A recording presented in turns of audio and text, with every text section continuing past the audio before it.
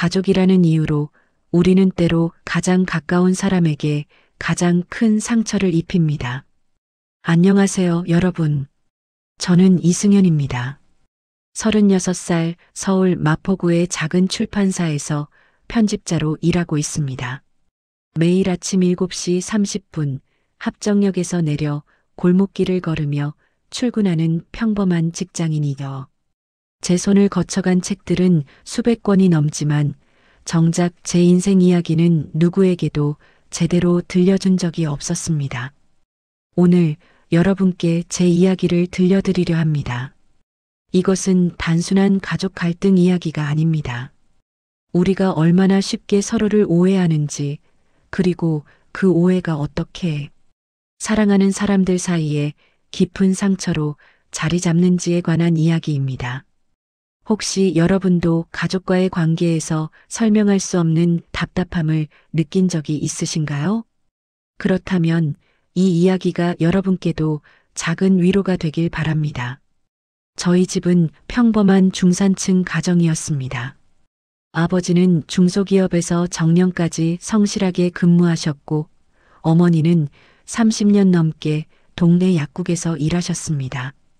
저보다 3살 어린 여동생 승희는 결혼한 지 5년째 판교에서 IT 기업에 다니는 남편 재민 씨와 함께 살고 있습니다. 우리 가족은 특별히 부유하지도 가난하지도 않았습니다.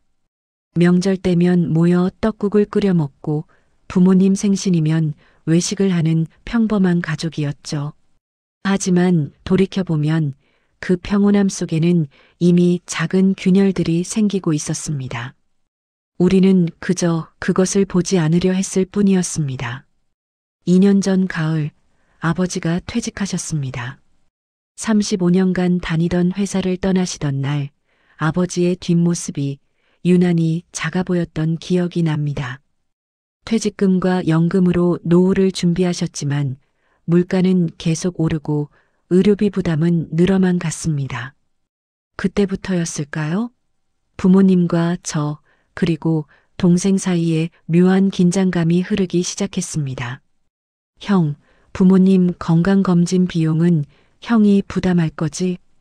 어느 날 동생에게서 온 카카오톡 메시지였습니다. 짧은 문장이었지만 그 안에는 여러 감정이 담겨 있었습니다. 당연함, 기대, 그리고 어쩌면 약간의 불안까지. 저는 알았어라고 답장했지만 그때부터 제 마음 한구석에는 작은 응어리가 생기기 시작했습니다. 부모님은 경기도 고양시의 작은 아파트에 사셨습니다. 20년 전 대출을 받아 장만한 25평 아파트였죠. 시간이 흐르면서 주변이 개발되고 가격이 올랐지만 부모님께는 그저 평생을 살아온 보금자리일 뿐이었습니다. 하지만 자식들에게, 특히 결혼해서 전세 걱정을 하는 동생 부부에게는 다르게 보였나 봅니다. 그해 겨울, 저는 부모님 댁에서 가족 모임을 가졌습니다. 어머니가 정성껏 끓인 된장찌개와 갈비찜이 식탁에 올랐고 우리는 오랜만에 모여 앉았습니다. 처음에는 평범한 대화가 오갔습니다. 회사 이야기, 동네 이야기, 날씨 이야기. 하지만 식사가 끝나고 커피를 마시며 이야기를 나누던 중 동생의 남편 재민 씨가 조심스럽게 입을 열었습니다. 아버님, 요즘 이 동네 재개발 이야기가 있다던데요?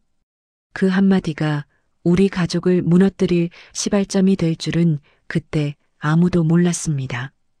그날 저녁 저는 집으로 돌아오는 지하철 안에서 묘한 불편함을 느꼈습니다. 아직 아무 일도 일어나지 않았지만 무언가 잘못되고 있다는 예감이 들었습니다. 여러분, 가족이란 무엇일까요? 피를 나눈 사람들, 함께 밥을 먹는 사람들, 아니면 서로를 가장 잘 이해한다고 믿는 사람들? 저는 그날 이후 이 질문에 대한 답을 찾기 위해 긴 여정을 떠나게 됩니다. 그리고 그 여정은 예상보다 훨씬 고통스러웠습니다. 가장 아픈 말은 낯선 사람이 아닌 가장 가까운 사람에게서 나옵니다. 재민 씨의 그 한마디 이후 우리 가족의 단체 카톡방은 묘하게 조용해졌습니다.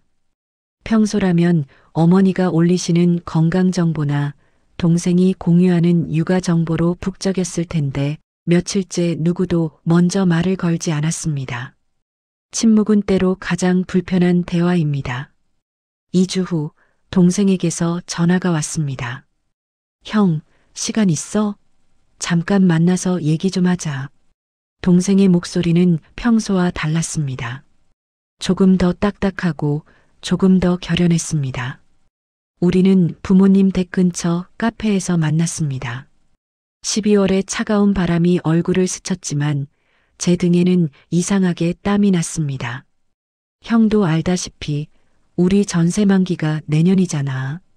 요즘 전세 사기도 많고 집값은 계속 오르고 재민이랑 얘기를 많이 했는데 동생은 아메리카노를 천천히 저으며 말을 이었습니다. 부모님 집 우리가 조금 일찍 물려받을 수 있을까? 물론 형한테도 절반은 드릴게. 부모님은 더 작은 곳으로 모시고 우리가 효도도 더 잘할 수 있을 것 같아서 그 순간 제 머릿속이 하얘졌습니다. 화가 났던 건지 당황했던 건지 슬펐던 건지 알 수 없었습니다. 다만 한 가지는 확실했습니다. 제가 알던 동생, 어렸을 때 제 뒤를 졸졸 따라다니던 그 아이는 이제 없다는 것. 승희야, 부모님은 아직 건강하셔. 그리고 그 집은 부모님 집이야. 우리 거 아니고. 제 목소리가 생각보다 차갑게 나왔습니다. 동생의 얼굴이 굳었습니다. 형은 자기 집도 있잖아. 나는 전세살이 5년째야. 형은 형 것만 챙기면 되니까 좋겠다. 뭐, 내가 언제 내 것만 챙겼어? 목소리가 점점 커졌습니다. 주변 사람들의 시선이 느껴졌지만 이미 멈출 수 없었습니다. 부모님 병원비, 명절 용돈, 생활비 보태드리는 거 다 누가 하는데? 너희는 1년에 몇 번이나 찾아뵙니까? 말을 하고 나서 후회했습니다. 하지만 이미 늦었습니다. 동생의 눈에 눈물이 고였습니다. 그래, 형은 맞으니까 당연한 거지. 그럼 나는 뭐야? 나는 부모님 자식 아니야? 형은 돈으로 효도하면 다야? 동생은 가방을 들고 일어났습니다. 그리고 돌아서며 마지막으로 한마디를 남겼습니다. 형, 가족이 이렇게 계산적이어도 되는 거야? 카페 문이 쾅 하고 닫히는 소리가 유난히 크게 들렸습니다. 저는 한참을 그대로 앉아 있었습니다. 식어버린 커피를 마시며 방금 무슨 일이 일어난 건지 이해하려 했습니다. 그날 저녁 어머니에게서 전화가 왔습니다. 승연아, 승희가 울면서 전화했다. 너희 무슨 일 있었니? 어머니의 목소리는 떨리고 있었습니다. 70평생 자식들이 싸우는 모습을 본 적 없던 어머니였습니다. 아니에요, 엄마. 별일 아니에요. 거짓말이었습니다. 큰일이었습니다. 하지만 저는 부모님께 걱정을 끼치고 싶지 않았습니다. 다음 날 동생의 남편 재민 씨에게서 긴 문자가 왔습니다. 요약하자면 이런 내용이었습니다. 자신들도 어렵다. 형님은 안정적인데 왜 도와주지 않느냐. 가족이라면 서로 돕는 게 당연하지 않느냐. 그리고 마지막 문장이 저를 가장 아프게 했습니다. 형님, 부모님도 나이 드셨고 현실적으로 준비해야죠. 감정적으로 접근하시면 나중에 더 복잡해집니다. 현실적. 그 단어가 계속 머릿속을 맴돌았습니다. 부모님의 집을 현실적으로 계산하는 것. 가족을 자산 배분의 대상으로 보는 것. 그게 정말 틀린 건가? 아니면 제가 너무 감상적인 건가? 주말, 저는 혼자 부모님 댁을 찾아갔습니다. 동생에게는 알리지 않았습니다. 아버지는 거실에서 신문을 보고 계셨고 어머니는 부엌에서 김치를 담그고 계셨습니다. 너무나 평화로운 모습이었습니다. 아들, 밥은 먹었니? 어머니의 첫마디는 언제나 같았습니다. 밥을 먹었든 안 먹었든 어머니는 항상 뭔가를 차려주셨습니다. 그날도 된장찌개와 김치볶음, 계란말이를 뚝딱 만들어주셨습니다. 식사를 하며 저는 부모님의 얼굴을 유심히 봤습니다. 아버지의 이마에는 주름이 깊게 패였고 어머니의 손등에는 검버섯이 늘었습니다. 언제 이렇게 늙으셨을까? 아니, 제가 보지 못했던 걸까? 아버지, 요즘 어디 불편한 데는 없으세요? 아니, 건강해. 걱정 마라. 아버지의 대답은 언제나 간결했습니다. 하지만 제가 모르는 사이 아버지는 무릎이 안 좋아 정형외과를 다니신다는 걸 나중에 알았습니다. 어머니도 혈압약을 드신 지 2년이 넘었다는 걸 저는 그때 처음 알았습니다. 집으로 돌아오는 길 저는 동생에게 먼저 연락해야 한다고 생각했습니다. 하지만 손가락이 움직이지 않았습니다. 자존심 때문이었을까요? 아니면 여전히 화가 나 있었던 걸까요? 결국 그날도 아무 연락도 하지 못했습니다. 시간은 흘렀지만 상황은 나아지지 않았습니다.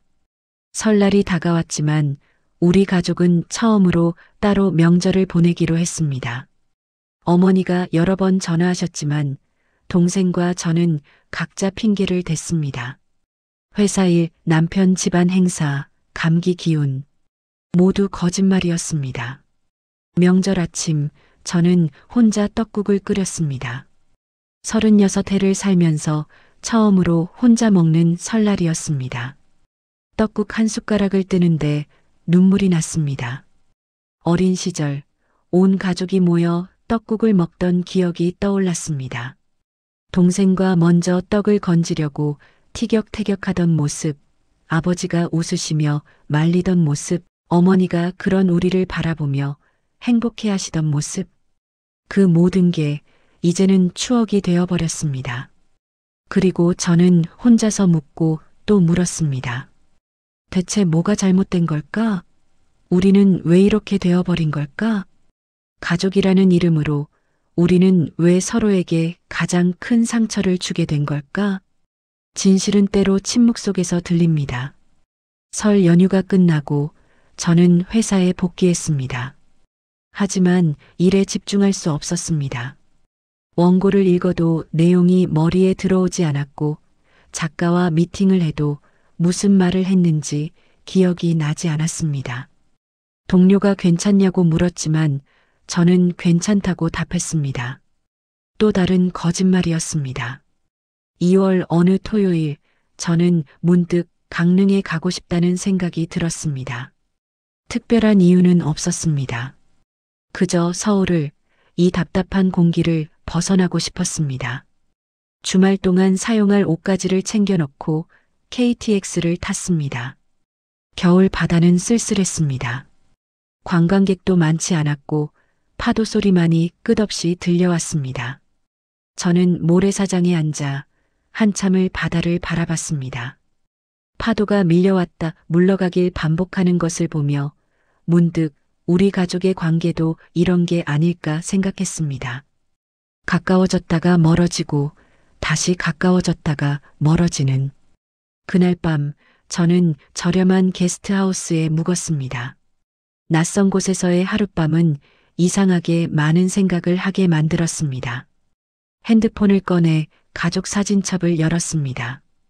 동생의 돌잔치 사진, 초등학교 입학식 사진, 가족여행 사진. 사진 속에 우리는 모두 웃고 있었습니다.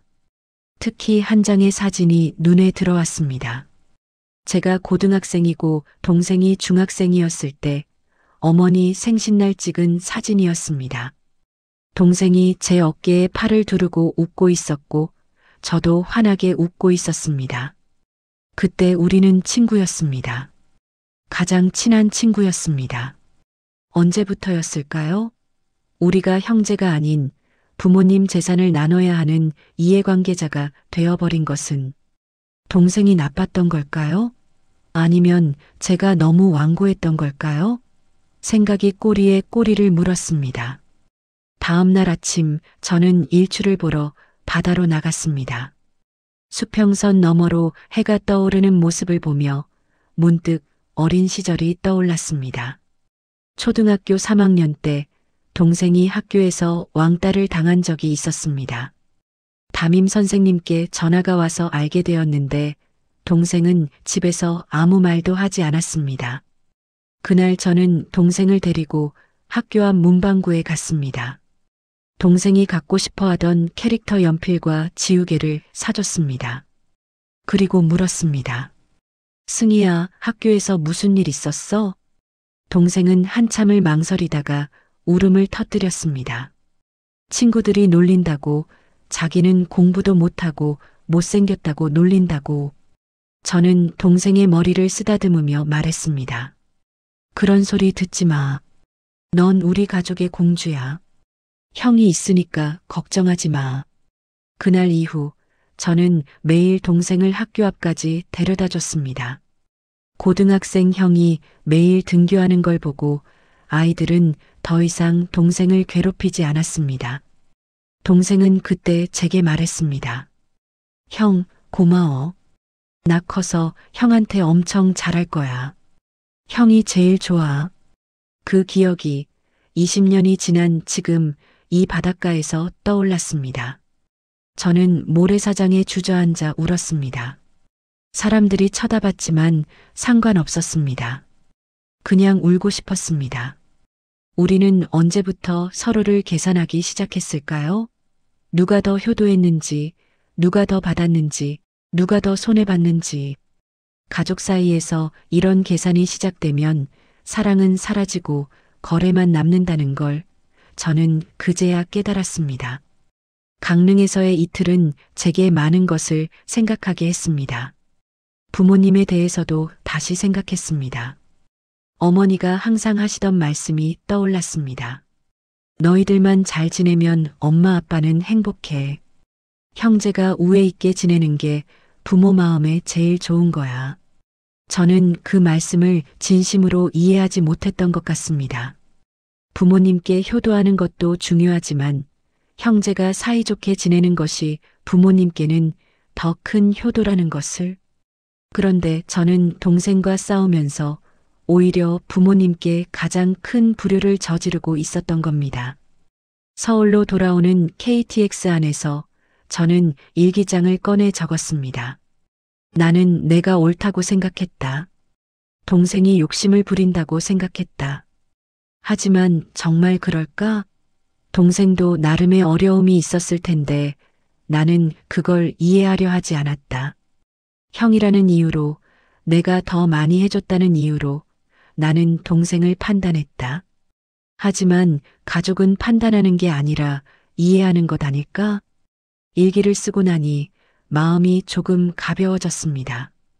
여전히 어떻게 해야 할지는 몰랐지만 적어도 한 가지는 확실해졌습니다. 제가 먼저 손을 내밀어야 한다는 것. 형이기 때문이 아니라 가족이기 때문에. 집에 도착해서 부모님께 전화를 드렸습니다. 엄마, 아빠, 다음 주 토요일에 집에 갈게요. 오래간만에 온 가족이 모여 밥 먹어요. 그래, 그래야지. 승희한테도 엄마가 연락할게. 어머니의 목소리가 밝아지는 게 느껴졌습니다. 전화를 끊고 저는 동생에게 문자를 보냈습니다. 처음으로 제가 먼저 보내는 문자였습니다. 승희야, 다음 주 토요일 시간 있니? 같이 부모님 댁 가자. 형이 할 얘기가 있어. 답장은 한참 후에 왔습니다. 알았어, 형. 짧은 답장이었지만 그 안에 담긴 의미를 저는 알 수 있었습니다. 동생도 화해를 원하고 있다는 것을. 그날 밤 저는 오랜만에 편안하게 잠들었습니다. 여전히 많은 것들이 해결되지 않았지만 적어도 방향은 잡은 것 같았습니다. 바른 방향으로 한 걸음씩 나아가면 언젠가는 다시 가족이 될 수 있을 거라고 저는 믿고 싶었습니다. 용서는 약한 사람의 것이 아닙니다. 용서는 강한 사람만이 할 수 있는 것입니다. 약속한 토요일이 다가왔습니다. 이상하게 그날 아침은 긴장됐습니다. 중요한 프레젠테이션을 앞둔 것처럼 가슴이 두근거렸습니다. 과일 가게에 들러 부모님이 좋아하시는 샤인머스켓을 샀고 동생이 좋아하는 마카롱도 함께 샀습니다. 작은 선물이지만 제 마음을 전할 수 있을 것 같았습니다. 부모님 댁에 도착하니 이미 동생 부부가 와 있었습니다. 현관문을 열고 들어서는데 동생과 눈이 마주쳤습니다. 어색한 침묵이 흘렀습니다. 하지만 저는 먼저 말을 꺼냈습니다. 왔어? 오랜만이다. 응. 형도. 어머니가 부엌에서 나오시며 환하게 웃으셨습니다. 아이고, 우리 자식들. 오랜만에 다 모였네. 엄마가 너희들 좋아하는 음식 다 해놨어. 식탁에는 정말 푸짐한 음식이 차려져 있었습니다. 갈비찜, 잡채, 전, 나물. 어머니가 얼마나 공을 들이셨는지 한눈에 알 수 있었습니다. 아버지는 거실 소파에 앉아 계셨는데 평소보다 표정이 밝아 보이셨습니다. 자, 앉아서 먹자. 식기 전에 우리는 식탁에 둘러앉았습니다. 처음에는 모두 조심스러웠습니다. 숟가락 부딪히는 소리만 들렸고 누구도 먼저 말을 꺼내지 못했습니다. 어머니가 계속 반찬을 권하셨지만 분위기는 여전히 어색했습니다. 식사가 반쯤 지났을 때 저는 숟가락을 내려놓고 입을 열었습니다. 아버지, 어머니, 그리고 승희야. 오늘 내가 먼저 할 말이 있어. 모두의 시선이 저에게 집중됐습니다. 심장이 빠르게 뛰었지만 준비해온 말을 꺼내기 시작했습니다. 지난 몇 달 동안 내가 정말 많이 생각했어. 우리 가족이 왜 이렇게 됐는지, 뭐가 잘못된 건지. 그리고 깨달은 게 있어. 내가 형이라는 이유로, 내가 더 많이 했다는 이유로 나는 너무 거만했던 것 같아. 동생의 눈이 조금 흔들렸습니다. 저는 계속 말을 이어갔습니다. 승희야, 너한테 미안해. 내 입장에서 생각하지 않았어. 전세 걱정하고 미래 걱정하는 너의 불안함을 이해하려 하지 않았어. 나는 그냥 내 기준으로만 판단했어. 그게 잘못이었어. 동생의 눈에 눈물이 맺혔습니다. 어머니도 눈물을 닦으셨습니다. 형, 나도 미안해. 나도 너무 내 상황만 생각했어. 형이 얼마나 많은 걸 해왔는지, 형도 형 나름대로 힘들었을 텐데. 나는 그것도 생각 안 하고 무조건 내 것만 챙기려고 했어. 재민 씨도 입을 열었습니다. 형님, 저도 죄송합니다. 제가 너무 현실적으로만 접근했습니다. 가족이 숫자로 계산될 수 있는 게 아닌데, 제가 승희한테도 잘못된 생각을 심어준 것 같습니다. 아버지가 천천히 말씀하셨습니다. 얘들아, 아빠가 할 말이 있다. 아버지의 목소리는 평소보다 무거웠습니다. 너희들이 싸우는 거 보면서 아빠가 제일 마음 아팠어. 아빠 엄마는 너희들한테 짐이 되고 싶지 않았거든. 그래서 우리 나름대로 노후 준비도 하고 최대한 독립적으로 살려고 노력했어. 근데 그게 오히려 너희들 사이를 갈라놓은 것 같아서 아빠가 미안하다. 아버지, 무슨 말씀을. 아니야. 들어봐. 이 집 문제 말이야. 아빠가 생각해봤는데 우리가 너무 큰 집에서 살 필요는 없을 것 같아. 승희네가 정말 어렵다면 우리가 좀 더 작은 곳으로 옮기는 것도 생각해 볼 수 있어. 하지만 그건 너희들이 강요해서가 아니라 우리가 스스로 결정할 때 하고 싶다. 어머니가 아버지의 말씀을 이었습니다. 엄마 아빠는 너희 둘이 사이좋게 지내는 게 제일 중요해. 집이고 뭐고 다 필요 없어. 너희가 싸우는 것보다 더 무서운 게 어디 있겠니? 엄마는 그게 제일 무서웠어. 그 순간 우리 모두는 울고 있었습니다. 남자들도 여자들도. 그동안 쌓였던 오해와 상처, 그리고 그 밑에 깔려있던 사랑이 한꺼번에 터져 나왔습니다. 아버지, 어머니, 저희가 철없었습니다. 부모님 마음도 모르고. 동생이 흐느끼며 말했습니다. 우리가 알아서 할게요. 형이랑 내가 잘 의논해서 부모님은 그냥 편하게 계세요. 제발 부모님은 우리 걱정하지 마세요. 저도 고개를 끄덕였습니다. 맞아요. 우리가 어른이에요. 우리가 알아서 할게요. 부모님은 건강만 챙기세요. 그날 오후 우리는 오랜만에 가족으로서의 시간을 보냈습니다. 어머니가 끓여주신 커피를 마시며 옛날 이야기를 했습니다. 웃기도 하고 울기도 했습니다. 그리고 조금씩 우리는 다시 가족이 되어 갔습니다. 저녁 무렵 동생과 단둘이 아파트 주변을 산책했습니다. 초등학교 때 자주 가던 놀이터를 지나쳤습니다. 그네와 미끄럼틀은 예전 그대로였습니다. 형, 여기 기억나? 그럼. 내가 미끄럼틀에서 떨어져서 형이 업고 집까지 갔잖아. 맞다. 그때 형이 나한테 아이스크림 사줬지? 그래서 너 울음 그쳤잖아. 우리는 걸으며 많은 이야기를 나눴습니다. 동생의 전세 문제, 제 회사 이야기, 그리고 부모님 걱정. 하지만 이번에는 달랐습니다. 서로를 비난하거나 판단하지 않았습니다. 그저 들어주고 이해하려 노력했습니다. 승희야, 전세 문제는 형이 조금 도와줄게. 보증금 올려야 하면 말해. 그리고 부모님 집은 부모님이 결정하실 때까지 기다리자. 우리가 재촉할 문제가 아니야. 형? 고마워. 근데 형, 나 형한테 빚지는 거 싫어.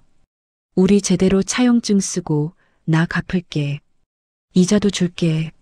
아니야. 이자는 무슨. 형제끼리. 아니야. 그렇게 하는 게 우리한테 맞는 것 같아. 형도 형 인생 있고 나도 내 인생 있잖아. 서로 독립적이 돼 필요할 때 도와주는 거. 그게 건강한 관계 아닐까? 동생의 말이 놀라웠습니다. 언제 이렇게 성숙해졌을까?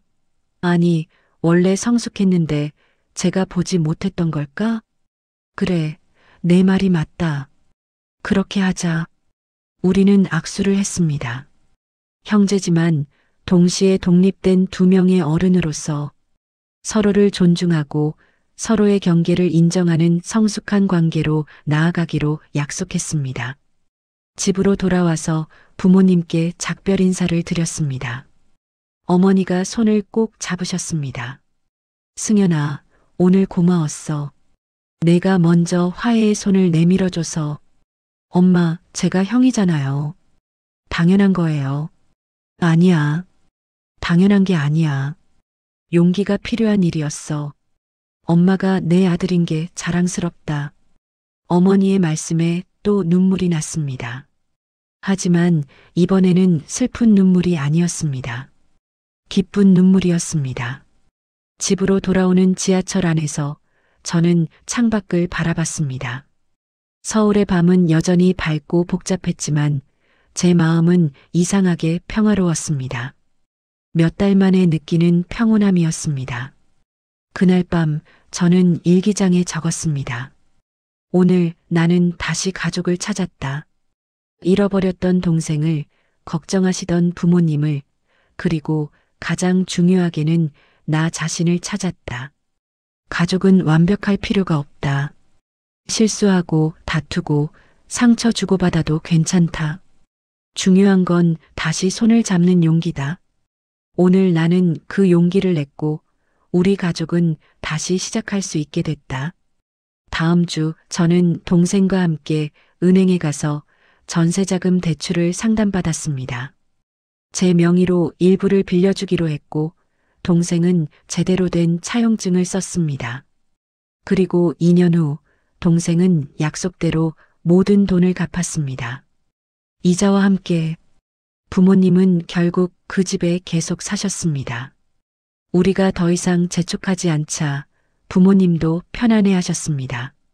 그리고 우리는 더 자주 찾아뵙기로 했습니다.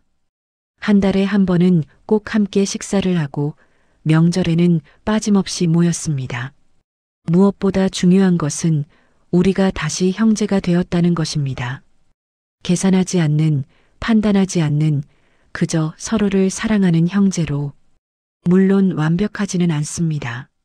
가끔 의견이 안 맞을 때도 있고 서로 짜증날 때도 있습니다. 하지만 이제 우리는 압니다. 가족이란 완벽함이 아니라 불완전함을 함께 견디는 것이라는 걸. 가족은 우리가 선택할 수 없는 유일한 인연입니다. 하지만 그 인연을 어떻게 갖고 갈지는 우리의 선택입니다. 여러분, 제 이야기가 끝나갑니다. 하지만 진짜 이야기는 지금부터 시작입니다. 그로부터 2년이 흘렀습니다. 지금 저는 부모님 댁 거실에 앉아 이 이야기를 녹음하고 있습니다. 주방에서는 어머니와 동생이 함께 저녁을 준비하고 계시고 아버지는 손자를 무릎에 앉히고 계십니다. 네, 동생에게 아들이 생겼습니다. 이름은 준서, 저의 조카입니다. 준서가 태어났을 때 저는 동생 부부의 병실로 달려갔습니다. 작고 빨간 아기를 보는 순간 눈물이 났습니다. 이 아이는 우리 가족의 다음 세대입니다. 이 아이에게는 우리가 겪었던 갈등을, 우리가 느꼈던 상처를 물려주고 싶지 않았습니다. 승희야, 우리 준서한테는 좋은 어른들이 되어주자. 응, 형. 꼭 그러자. 지난 2년을 돌아보며 저는 많은 것을 배웠습니다. 그리고 그 교훈을 여러분과 나누고 싶습니다. 첫째, 소통입니다. 우리 가족의 갈등은 소통의 부재에서 시작되었습니다. 서로의 어려움을, 서로의 마음을 제대로 나누지 못했습니다. 저는 형으로서의 부담을 혼자 안고 있었고, 동생은 동생 나름의 불안을 혼자 삼키고 있었습니다. 만약 우리가 조금 더 일찍, 조금 더 솔직하게 대화했다면 그렇게까지 깊은 갈등으로 가지 않았을 겁니다. 여러분도 혹시 가족과의 대화를 미루고 있지는 않으신가요? 나중에 하지 뭐, 굳이 말하지 않아도 알겠지라고 생각하고 계시지는 않으신가요? 제 경험으로 말씀드리자면 나중은 없습니다.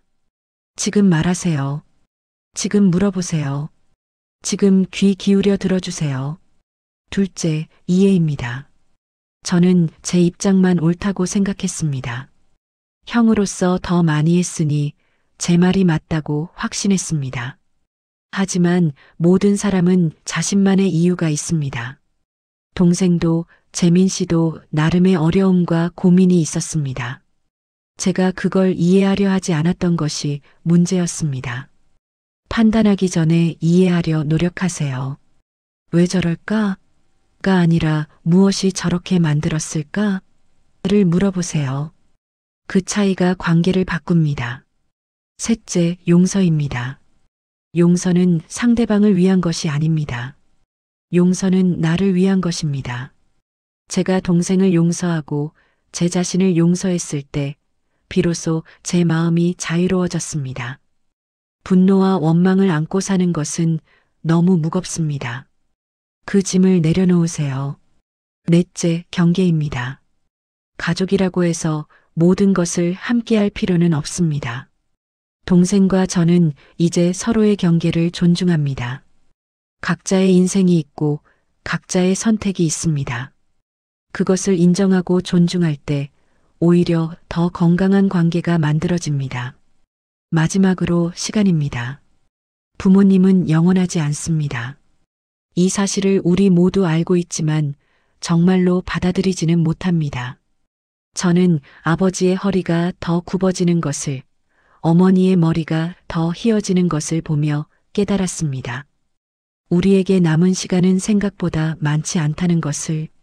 지난주 아버지가 갑자기 쓰러지셨습니다. 혈압이 급격히 올라 응급실에 실려가셨습니다.